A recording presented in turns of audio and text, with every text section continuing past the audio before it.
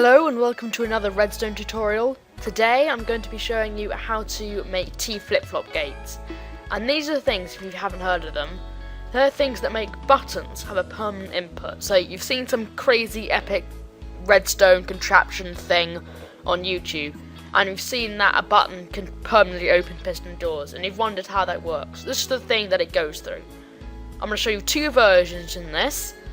These are the ones that I used. One is the most compact, I think, I could be wrong, and another one allows you to have two outputs, okay? And there are loads of different abbreviations and versions of whatever, you just Google them, there are loads. So, first you have your normal button on a wall or something, and that will go into a repeater, which goes into a block, which has a torch on it. Underneath the torch, you have a piece of redstone and a repeater there, set to 3. It has to be set to 3, otherwise it won't work.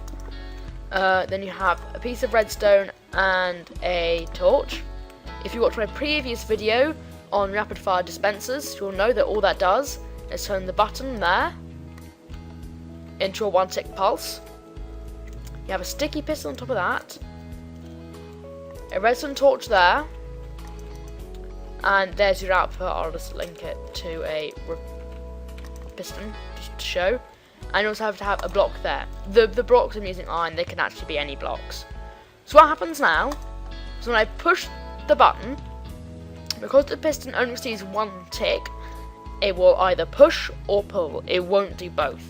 So now that's pulled in, so the redstone can go through the block and power the redstone.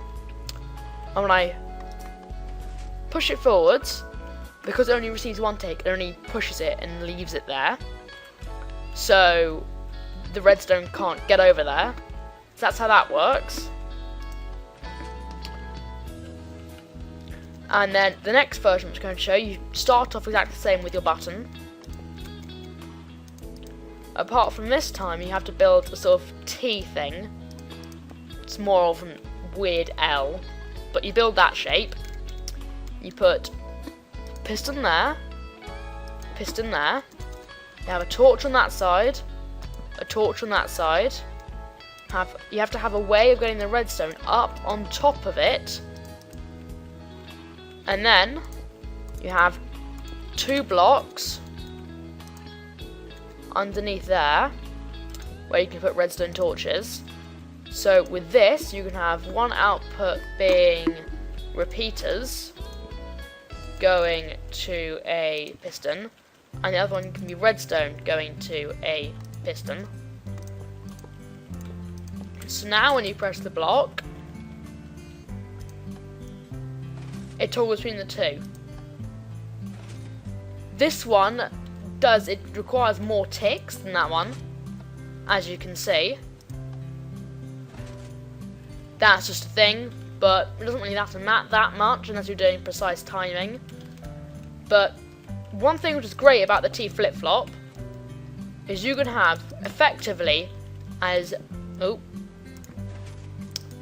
many inputs as you like. So you could have one on one side of the door, one on the other side of the door, whatever.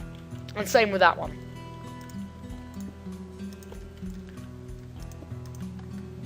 So there you go, a quick little tutorial on T flip-flop gates. They're an awesome thing. I mean, if you want to know more information about them, just use the magical thing called Google. And I'll see you another time.